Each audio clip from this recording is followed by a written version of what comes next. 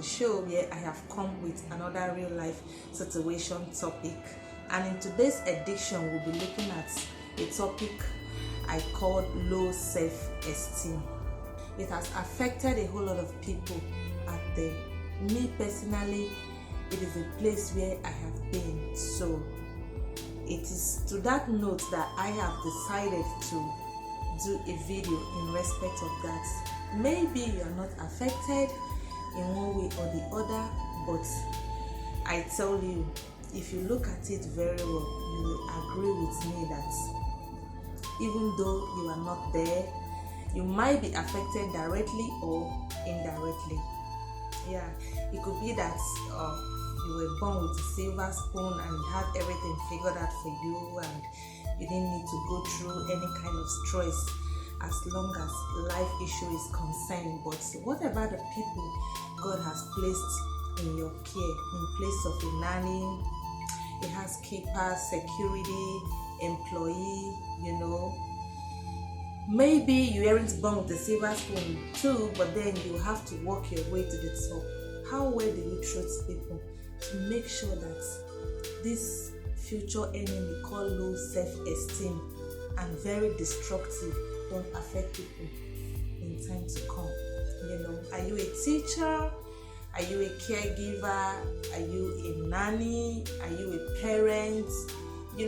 Whatever you are, I think we should be very, very conscious of this, as it can be very destructive, especially later in life. So people feel this thing cut across offices of life, irrespective of where you come from or whatever might be your own case. It could be gender, it could be background, it could be tribe, it could be education, whether you're educated or not, irrespective of what your own challenge may be.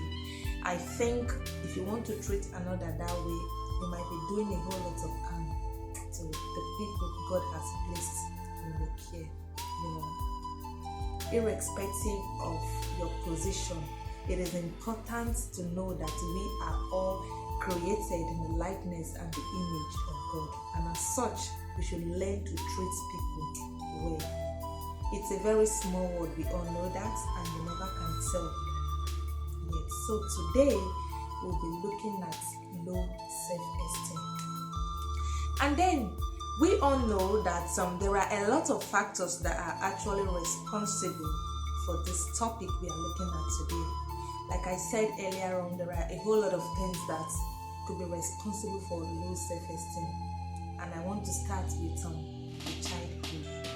We mustn't all do child psychologists before we'll be able to tell when a child needs to be treated well, especially as a growing kid.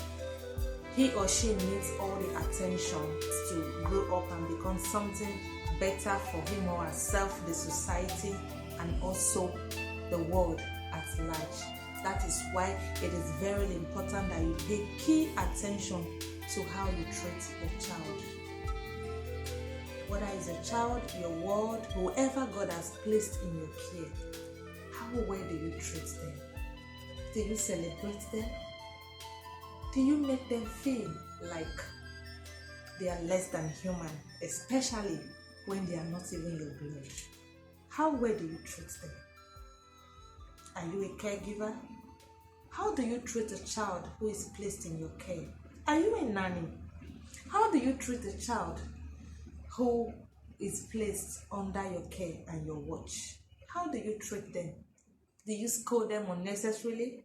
Do you make them believe that they have nothing to offer? We should also try as much as possible to get ourselves out of the rock called the low self-esteem. Why? Because it has affected a whole lot of people. But there's something that can be done, and that is what this video will be addressing. And let's start with knowing exactly what the psychologist said is the low self-esteem. Low self-esteem is characterized by a feeling of lack of confidence, when you're not confident in yourself, when you lost confidence, you don't know what you're doing. And people with low self-esteem often feel awkward, they feel unacknowledged, they feel very incompetent, they feel like they will not be able to pull through in life because they are surrounded with a lot of restrictions because of their background, their tribe, their gender, their educational level, and so on and so forth. And then this in a way give them fragile sense of self, and then this often leave people easily wounded by other people simply because they feel like, oh no, I will not be able to do this, no, I will not be able to do that because I come from here, I might not be able to do this, and so on and so forth. So this video today will be addressing people like me who have been there, in place of low self-esteem, who at a point lost confidence in our own self, thinking that we'll not be able to strive, we'll not be able to go far in life, we'll not be able to achieve that which we ultimately desire to achieve. This video will want to address it. So I don't know if you're a parent, you're a nanny, you're a teacher, you're a caregiver, how do you treat people who are placed in your care? Do you treat them the way you've been treated? If you had an ill treatment growing up, you shouldn't let that affect you and begin to treat other people in return that way. There's this common say that you treat people the way you are treated. That shouldn't be the case, because the way you were treated, if you want to treat another that way, you might be doing a whole lot of harm to the people God has placed in your care. Since our focus today is on low self-esteem, one of the factors responsible for low self-esteem is having unhappy childhood, where basically people who are very significant in your life in place of your parents, your teacher, or your caregiver are extremely very critical, in the sense that they pay less attention to whatever it is that you do. They really don't care. They are not able to celebrate your achievements, no matter how small or how big. Sometimes they really don't even pay attention to your emotional need. You are left all alone to have yourself sorted out.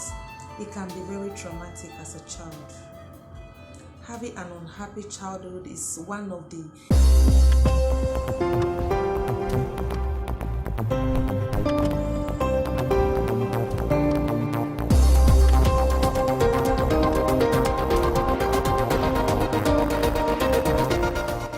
major thing that has put a lot of people confidence down constantly, because while growing up, it seems like they were never celebrated at any point of their lives, and this can be very painful.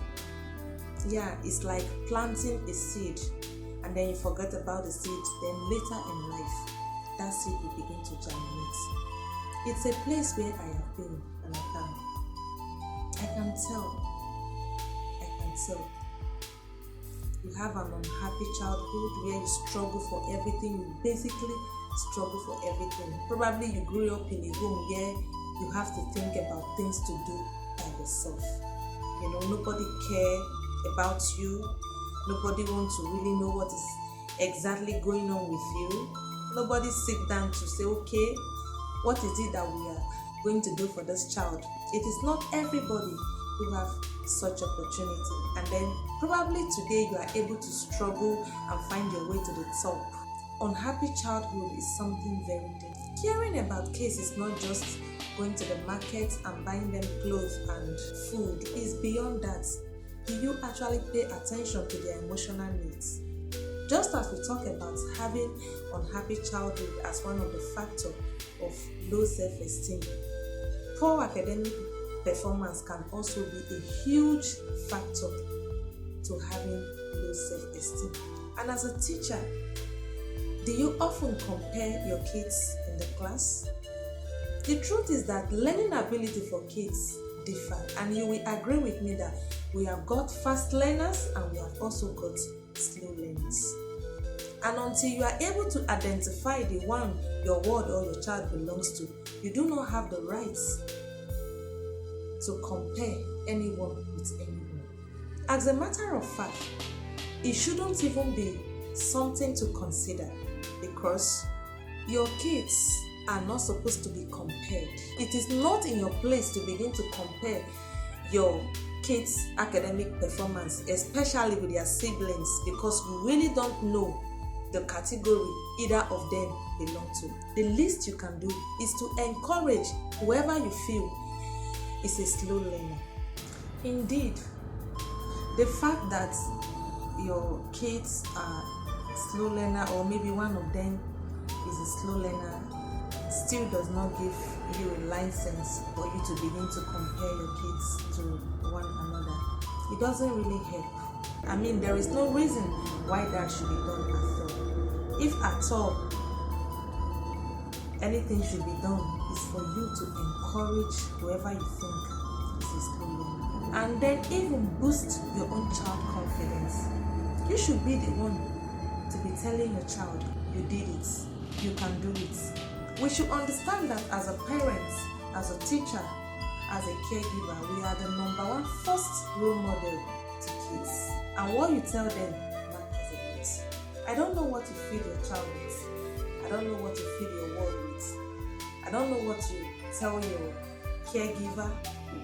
Do you treat him or her less than human simply because she is there or he is there to help or to make a living? For the fact that you employed someone is still not the license why they should be treated less than human because they are on a salary. No, I don't think it's the way forward. Everything can be done constructively without putting anybody down. We are all equal before God. And remember, it's a very small world. You never can tell.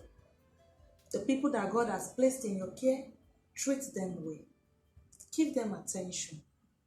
Listen to them. Give them a chance to be able to express themselves. Sometimes they have an opinion to sample. Help to build their self-confidence. Don't put it down at any point. Another factor we should be looking at is also having uninvolved, preoccupied caregiver. I mean, how is anyone even supposed to strive more, want more, or desire more? I mean, the self-motivation will not be there when all you hear is that you can't do much, or maybe you go unnoticed. They don't celebrate their small achievements, they don't celebrate big ones. I mean, how is this child supposed to have a sense of belonging when it seems like he or she is not checked upon or is not checked out? A child should be given sense of belonging.